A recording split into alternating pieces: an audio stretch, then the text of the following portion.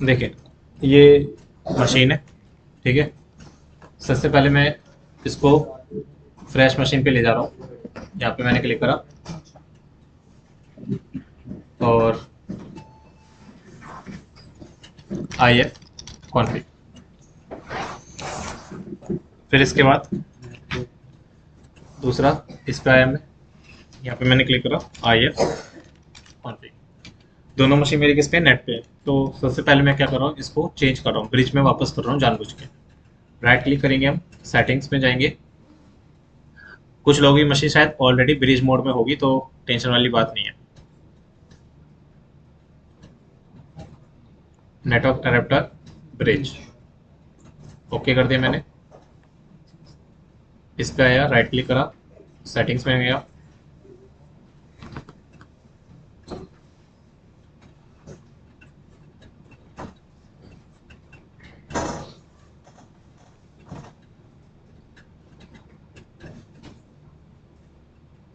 Net bridge, okay. वापस मैं इस पे आया, NNCLI connection show, IF CONFI, हमारे पास IP आ गई, ठीक है। इस पे आया मैं, एंटर करा मैंने, IF कॉन्फ़िग, इस पे भी IP आ गई, ठीक है। मैंने आपको कुछ नेटवर्किंग वाली कमांड्स बताई थी शायद, जैसे कि IP रूट करोगे आप, तो यहाँ पे बता रहा है कि हमारा अभी डिफॉल्ट गेटवे IP हमारी ये है, ठीक है। और यहाँ पे आपका नेटवर्क क्या आ रहा है, 68.0/24 मतलब कि सबनेट मास्क। कौन सी IP आ रही है, DHCP का IP है, DHCP से आई है। और यहाँ पे मशीन को IP कौन सी मिली है, 102। सेम यहाँ पे अगर आप देखोगे, ये आपका कौन सा है, IP है। और यहाँ पे कमांड चलाओ और IP राउट, ठीक है। यहाँ पे आप देखोगे कौन सी IP आ रही है, इस पे गेटवे IP आ रही है, DHCP से है ये भी। ये इस पे IP हमें मिली है, ये वाली, ठीक है। अब हमें क्या करना है, ये वाला जो मशीन है मेरा, ये रहेगा सर्वर मशीन, और ये मेरा कौन सा रहेगा, क्लाइंट मशीन, ठीक। इस पे मैंने क्लिक करा, एंटर। सबसे पहले मैं यहाँ पे होस्ट नेम, मशीन का नाम क्या है, लोकल होस्ट, तो मैं पहले होस्ट नेम चेंज कर रहा हूँ। Host name CTL set host name DHCP server dot example, enter कर दिया मैंने। अब इसको अगर आपको ठीक से देखना है, तो आप कौन सी कमांड चला दो, एक बार रिफ्रेश कर दो, BSH, एंटर मार दो। तो यहाँ पे देखो क्या आ गया, DHCP सर्वर लिख के आ गया। फिर इसके बाद IP राउट करके चेक करो, कोई भी चेंजेस नहीं आएंगे होस्ट नेम चेंज करने से, आपका सिंपल यही रहेगा। लेकिन यहाँ पे DHCP हमें क्या करना है, इंस्टॉल करना है। तो कैसे करेंगे, DNF इंस्टॉल DHCP स्टार, मतलब कि जो भी आगे का नाम होगा वो ऑटोमेटिकली ले लेगा, -y, एंटर करा मैंने।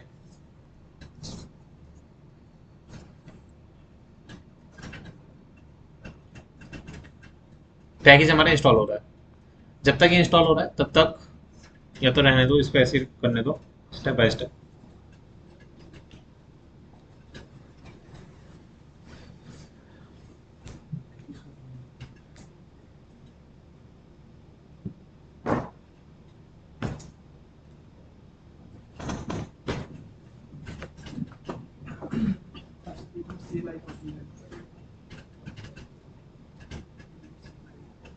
हो गया।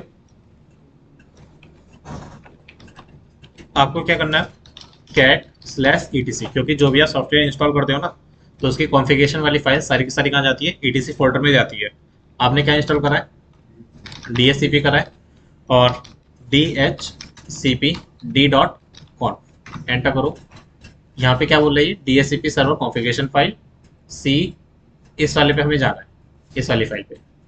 ये वाली जो फाइल है, इसमें सारे के सारे सिंटेक्स हैं जो हमें यूज करने पड़ेंगे। तो मैंने इसको कॉपी करा, cat-n, क्या कर दिया मैंने इसे, पेस्ट, एंड।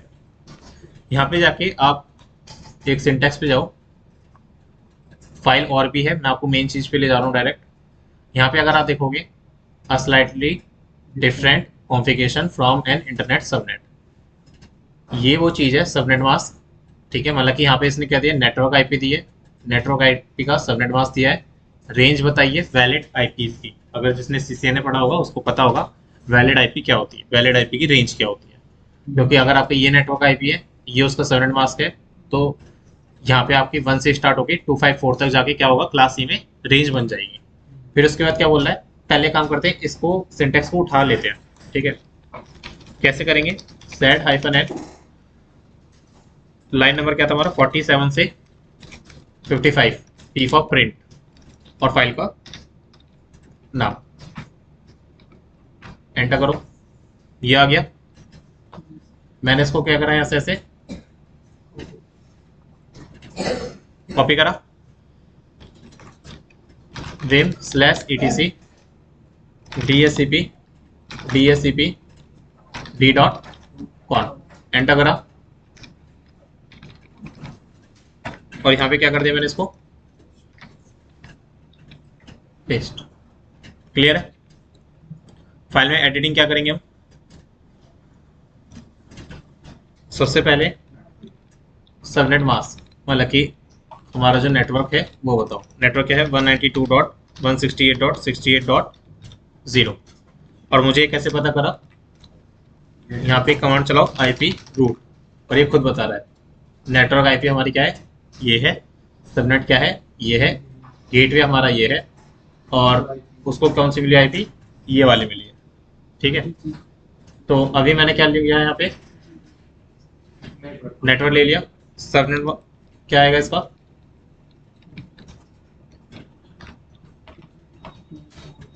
यही आएगा सबनेट। रेंज क्या होगी हमारी 192.168.68.1 से स्टार्ट होगा, 192.168.68.254 तक आके। क्लियर है यहाँ तक। अब क्या बोल रहा है वो, ऑप्शन डोमेन नेम सर्वर, यहाँ पे आपको डोमेन नेम सर्वर तो पता नहीं क्या है, तो यहाँ पे क्या करेंगे हम,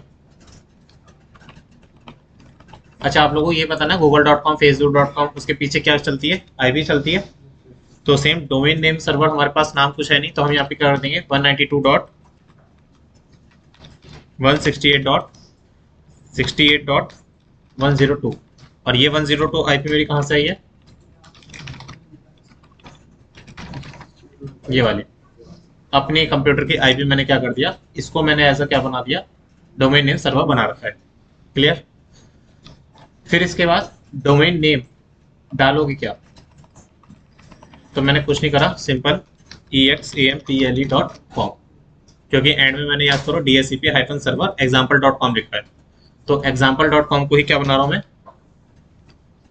डोमेन नेम। लेकिन अभी हमें डोमेन नेम का कुछ नहीं पता, DNS की बात नहीं चल रही, बस ये जैसा पूछ रहा है हमने वैसे करा, हम लोगों को पता है इस पर डोमेन नेम सर्वर नहीं चल रहा, example.com कुछ है नहीं, तो भी एंट्री कर देगा, ऐसी कुछ दिक्कत नहीं है। ठीक है, अब क्या बोल रहा है, ऑप्शन राउटर, यहाँ पे क्या आएगा 192.168.68.102, क्यों, क्योंकि इसी मशीन को मुझे क्या बनाना है, सर्वर बनाना है, और आप लोग अच्छे से जानते हो DSCP जहाँ पे असाइन करोगे उसी की ही राउटर आईपी देनी होती है, तो सेम मैंने इस पर डाल दिया, तो ये क्या बन गया मेरा, ऐसा सर्वर बन जाएगा, इसीलिए मैंने ऑप्शन राउटर डाला है। फिर इसके बाद आपने एक चीज और पढ़ी होगी शायद,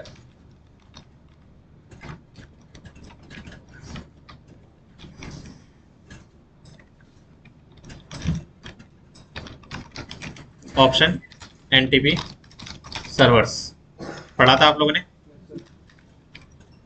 यहाँ पे भी क्या आएगा, क्लियर, NTP सर्वर इसी आईपी पे है, और हमारा राउटर भी इसी आईपी पे है, और हमारा डोमेन नेम सर्वर का नाम सब कुछ इसी आईपी पे है। सेकंड चीज क्या रहा है, ब्रॉडकास्ट एड्रेस, इसका ब्रॉडकास्ट एड्रेस क्या होगा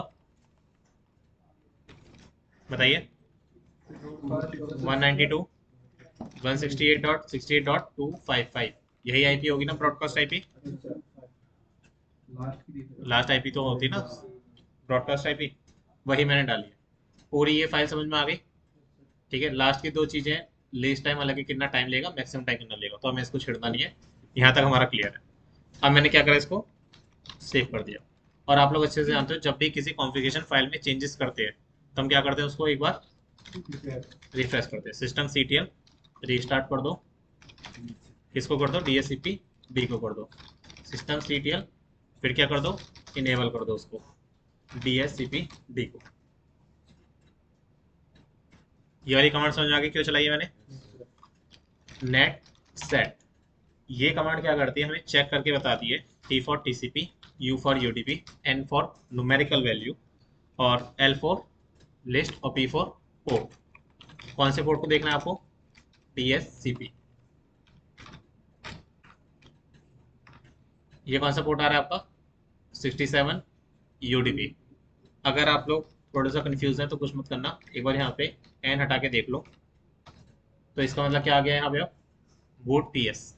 तो आपको वो समझ में नहीं आ रही क्या है, इसीलिए इस चीज को समझने के लिए आप क्या लगा देते हो, यहाँ पे एन लगा देते हो। जरूरी नहीं है एन मैं यहाँ पे लगा रहा हूँ, आप चाहो तो आगे पीछे कर सकते हो, ऐसी कुछ दिक्कत नहीं है। क्लियर है यहाँ तक? और ये जो 67 नंबर आया है, ये आपका डीएससीपी का कौन सा नंबर है, सर्वर का है। मतलब कि डीएससीपी दो पे वर्क करता है, एक सर्वर और एक क्लाइंट। अभी हमारा किस पे है ये, सर्वर पे। क्लियर? क्लाउड का 68 होता है। चलिए, अब इतना समझ में आ गया आप लोगों को। लेकिन जब भी आप किसी मशीन पे कुछ भी सर्वर बनाते हो तो हमें बताना पड़ता है उस मशीन पे फायरवॉल को, क्योंकि फायरवॉल ही एक ऐसी चीज है जो हमें देखती रहती है सर्विसेज को। तो यहाँ पे हमें क्या करना पड़ेगा, फायरवॉल को बताना पड़ेगा, firewall CMD hyphen hyphen list services. इससे ही आपको पता चल गया होगा कि क्या करेगा, ये जितनी भी सर्विस इस सब में रनिंग हो रही होगी वो हमें बता रहा है।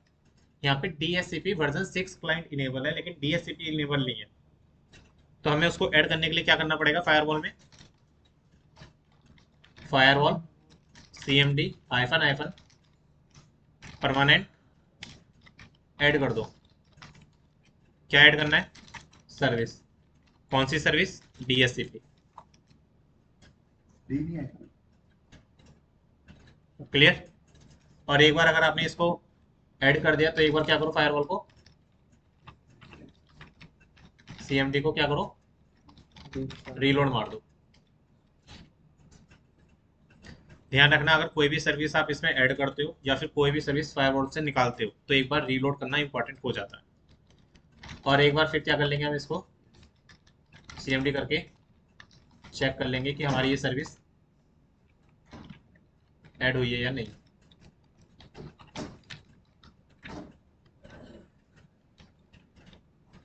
हो गया? हमने अभी तक क्या करना है, DSCP सर्वर यहाँ पे कॉन्फ़िगर करा है, फायरवॉल में ऐड करा है, और ज़्यादा कुछ नहीं करा, और उसकी फाइल में चेंजेस करा है, उसको बताया कहाँ से हमारा DSCP, क्योंकि अगर पैकेट बाहर जाएगा तो फायरवॉल रुकेगा, क्योंकि उसमें बताया नहीं है तुमने। फायरवॉल एक ऐसी सिक्योरिटी लेयर है जो हमें चेक करती है एंट्री और एग्जिट पॉइंट आने और जाने के लिए नेटवर्क से। ठीक है, तो इसीलिए हमने इसमें ऐड करना जरूरी होता है। अब क्लाइंट मशीन पे आ रहे हैं। सबसे पहले host name, host name change करने के लिए host name CTL set host name DSCP CLIENT client dot example dot हो गया। और क्रॉस चेक करने के लिए क्या करते हैं, एक बार बैश, यहाँ पे आपका DSCP क्लाइंट बन के आ गया होगा। अच्छा, यहाँ पे मुझे DSCP का पैकेज डालने की जरूरत है? यहाँ पे नहीं है, क्यों? क्योंकि हमें वो सर्वर के लिए जरूरी पड़ता है। आप इसको इस तरीके से समझो, राउटर पे आप किसी भी वाईफाई पे चले जाते हो, ऑटोमेटिकली आपको IP मिल जाती है ना। आपके फोन में थोड़ी ना DSCP का कुछ पैकेज डलता होगा। सेम यहाँ पे हमें नहीं डालना। क्लियर? इसके बाद क्या करो, एक बार चेक कर लो IF कॉन्फ़िग से कि आप इसके राउटर पे कनेक्टेड हो या नहीं। हाँ बिल्कुल, हम कनेक्टेड हैं।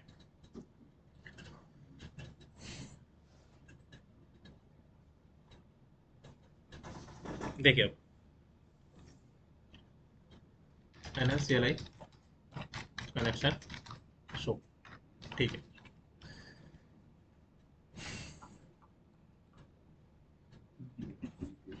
IP राउट अभी हमारा कहाँ से मिल रहा है, 192.168.68.1 से। ठीक है, और IP कौन सी अभी हमारी 6080 है, यहाँ पे 100 है, यहाँ पे ये रहा और ये रहा। अभी हमने कुछ भी चेंजेस नहीं करे। अब अगर मैं एक बार इस आईपी को मतलब कि NNCLI कनेक्शन शो जो है उसको एक बार बंद करूंगा फिर दोबारा ऑन करूंगा तो यहाँ पे चेंज होना चाहिए। लेकिन इसको क्रॉस चेक करने के लिए देखने के लिए आपको NNCLI कनेक्शन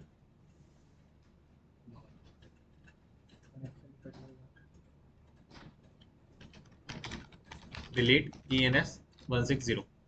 और ये कैसे लिखा मैंने, NNCLI कनेक्शन शो करोगे तो यहाँ पे ये दिखाई देगा NNCLI connection delete ENS 160। Delete हो गया। NNCLI connection add con name ENS 160 if name ENS 160। Type क्या है, ethernet auto connect yes.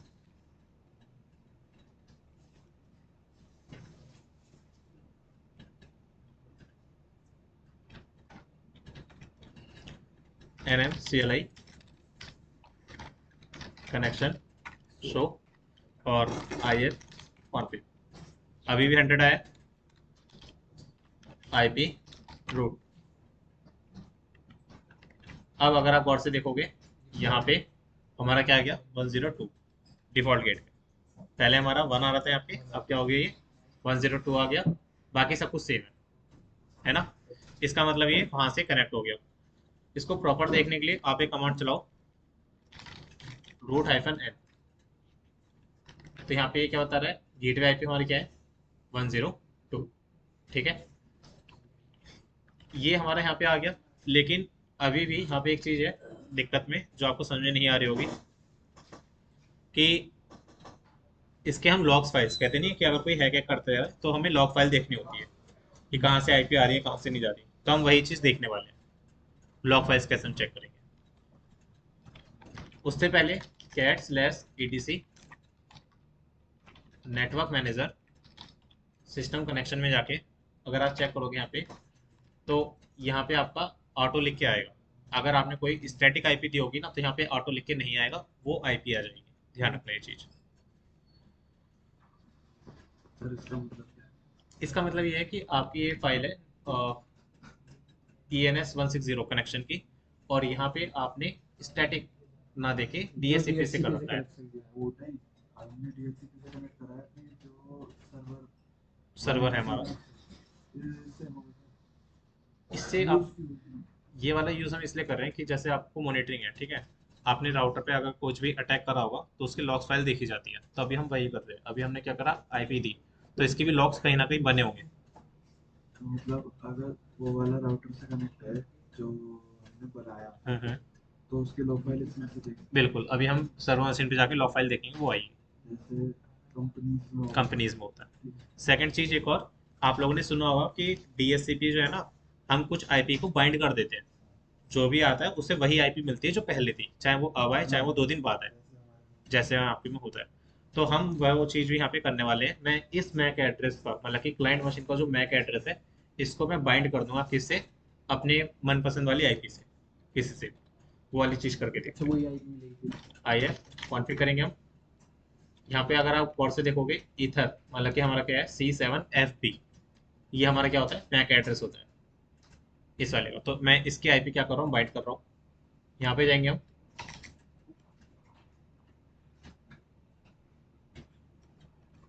RWT enter.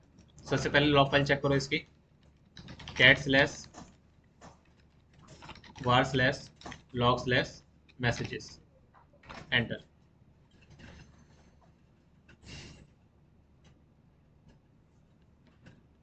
DHCP का जो आप देखोगे वर्किंग प्रोसेस वो होता है ड्योरा प्रोसेस। अब वो ड्योरा क्या होता है वो देखो आप पहले। यहाँ पे अगर आप देखोगे DHCP डिस्कवर, डिस्कवर क्या करा है उसने, ये वाला हमारा क्या था ना, ये वाला। इसको मैं पेस्ट कर लेता हूँ पहले।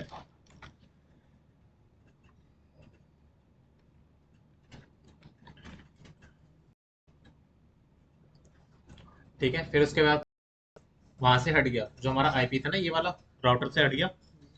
फिर दोबारा क्या हुआ, रिक्वेस्ट गई है इस वाले के लिए, तो यहाँ से हट गया हुआ है। DHCP एक्नॉलेजमेंट हुआ 100 का, फिर उसके बाद सर्वर आया, स्टार्टिंग करी फिंगरप्रिंट्स जो भी ऑथेंटिकेशन को, और फिर इसके बाद यहाँ पे आके रुक गया अभी फिलहाल। एजेंट रजिस्टर अभी कुछ नहीं हुआ, मतलब कि सिंपल हमने वो वाला जो दिया था वही करा है। अब मैं उसको दोबारा अगर हटा के दोबारा ऑन करूंगा तो आएगा, लेकिन अभी पहले हम क्या कर रहे हैं, आईपी को बाइंड कर लेते हैं।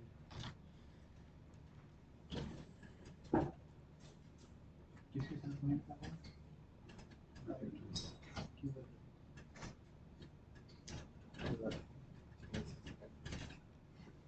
या तो एक बार 1 मिनट रुको, ये वाला लास्ट वाले आउटपुट से याद रखना आप लोग, ठीक है।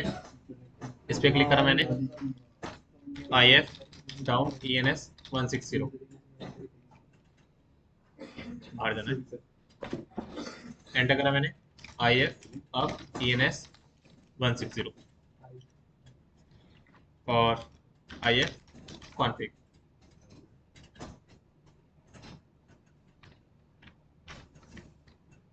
एंटर।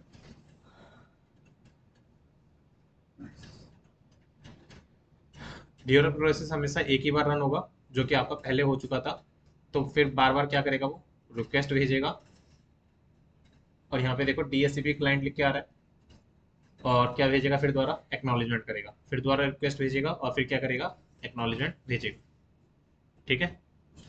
बस एक ही बार आपका वो क्या करता है, ड्यूरल प्रोसेस परफॉर्म करता है।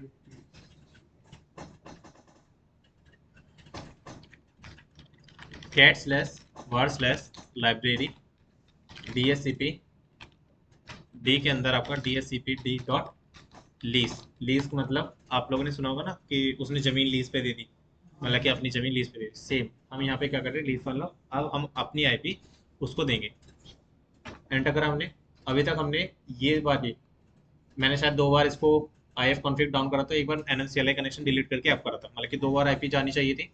यहाँ पे देखो दोनों बार आईपी यहाँ पे शो हो रही है, जितनी बार हम रिक्वेस्ट करेंगे उतनी बार आईपी यहाँ पे ट्रेस कर लेगा वो, ठीक है। ये हमारा क्या है, मैक एड्रेस आ गया होगा यहाँ पे कहीं, ये लीज आईपी दी थी, और मैक एड्रेस यहीं कहीं होगा, ये रहा हार्डवेयर इथरनेट, क्लियर। लीज का मतलब हम अपनी आईपी उसको देना चाहते हैं, जो भी हम आईपी देंगे उसका आउटपुट यहाँ पे आपको शो होने लगेगा, दिखने लगेगा, ट्रेस कर लेगा। इसको हम कैसे परफॉर्म करेंगे, अगेन हमारे पास जो फाइल थी कैट -n यूजर के अंदर, शेयर के अंदर, डॉक्यूमेंट्स मतलब कि डॉक, DHCP का जो डॉक्यूमेंट है उसको पढ़ो, सर्वर का DHCP D dot con dot example, इस वाली फाइल में यहाँ पे अगर आप पढ़ोगे fixed IP address can also be specified for host, तो ये वो सिंटैक्स है आपको जो आपको देखना है। इसको ग्रैब करने के लिए क्या करूँगा मैं, सेट -n 75 से, फिर इसके बाद user share doc DHCP server DHCP D dot con dot exam, और हम इसको क्या कर लेंगे यहाँ से सिंटैक्स को, और कॉन्फ़िगरेशन वाली फाइल में जाके पेस्ट कर देंगे। कॉन्फ़िगरेशन वाली फाइल कौन सी हमारी, वेम /etc DHCP /DHCP D dot cone, enter. सबसे लास्ट में आके हम क्या कर देंगे, इसको पेस्ट कर देंगे। अब यहाँ पे ये जो होस्ट के बाद ये जो नाम लिखा हुआ है ना, ये अपने अंडरस्टैंडिंग के लिए कि आपने क्या नाम रखा है, मैंने यहाँ पे नाम चेंज करके कुछ भी नाम रख सकते हैं, फिलहाल मैंने क्या रखा, CLIENT क्लाइंट मशीन, ठीक है। फिर हार्डवेयर, हार्डवेयर क्या था, हार्डवेयर में कॉपी कर रहा हूँ, हाँ MAC address, paste, MAC address आ गया। फिर इसके बाद यहाँ पे क्या आएगा, फिक्स एड्रेस मतलब कि कौन सी आईपी देना चाहते हो, तो कौन सी आईपी देना चाहते हो आप, 192.168.168.254 दे दूँ, दे सकते हैं ना, वैलिड आईपी है ये तो, लास्ट आईपी दे रहा हूँ मैं, पेस्ट, और हाँ अगेन अगर आपने इस फाइल में कुछ चेंजेस करें तो हमें कौन सी कमांड चलानी है, सिस्टम CTL रीस्टार्ट कर दो एक बार सर्विस को, कौन सी, DHCP डी को, रीस्टार्ट हो गया सर्विस, अब टेल -f कमांड याद है जो मैंने रोकने के लिए कहा था, ये क्या करता है, मॉनिटरिंग के लिए यूज होती है। /var/log/messages, इस वाली फाइल में क्या हो रहा था, सारे के सारे मैसेजेस लिख के आ रहे थे। तो देखो ये क्या है, अभी यहाँ पे रुका हुआ है, ठीक है।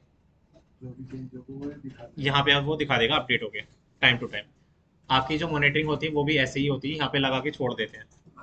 अब हम इस पे आ गए, क्या करेंगे यहाँ पे एक बार if config कमांड चला लो। अभी हमारे पास ये आ रहा है, if डाउन करा मैंने ENS 160, if up ENS 160, if config, IP आ गई।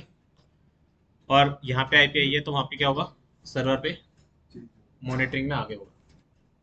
देखो DSCP क्या हुआ, डिस्कवर हुआ, ऑफर करा गया उसे ये वाली IP, रिमूव हो गया, फिर उसके बाद रिक्वेस्ट भेजी गई इस वाली IP के लिए, और फिर क्या हुआ, इसको एक्नॉलेजमेंट हो गया। क्लियर। तो जो भी अटैकर्स होते हैं, हैकर्स होते हैं, वो अगर आएंगे तो हम मॉनिटरिंग में ऐसे ही उसको ट्रेस कर लेते हैं। और यहाँ पे साइड बाई साइड क्या बताता है, वो टाइमिंग बताता रहता है और डेट बताता रहता है। राउटर की मॉनिटरिंग हो जाती है, सर्वर की मॉनिटरिंग भी ऐसे ही होती है। क्लियर है। जो लॉग फाइल होती है, लॉग फाइल्स में आपको देखना होता है। जो लॉग फाइल होती है वे क्या नाम, रूट एक्सचेंज होती है, हाँ, या फिर कोई भी यूजर, या फिर हम उसमें ऐड करेंगे तो DSCP सर्वर समझ में आ गया। एक और चीज हमने देखो, उस वाली मशीन में कुछ भी नहीं करा था, क्लाइंट मशीन में हमने कुछ भी इंस्टॉल नहीं करा पैकेज। क्यों? क्योंकि ऑलरेडी हम उस नेटवर्क से कनेक्ट थे, ठीक है। अगर हम नेटवर्क से कनेक्ट नहीं होते तो इस वाले सर्वर पे जाते ही नहीं, तो इसलिए ध्यान रखना ये सब चीजें। चलिए इसके नोट्स में आपको शेयर कर रहा हूँ वीडियो में।